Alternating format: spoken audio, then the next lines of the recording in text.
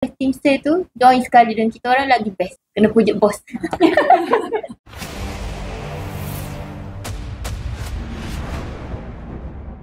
Sejujurnya dari hati saya ni memang berbaloi sangat-sangat sebab banyak ilmu yang saya dapat kat sini. Saya tak pernah tahu apa itu perolehan ni. So bila saya dah tahu, banyak perkara yang perlu kita fahami. Kena tahu produk, harga apa semua tu. Puan Aida dah terangkan, saya dah nampak ke mana hala tuju. Perolehan ni dia website kerajaan yang mana kita banyak, dalam tu banyak kementerian yang boleh kita cari.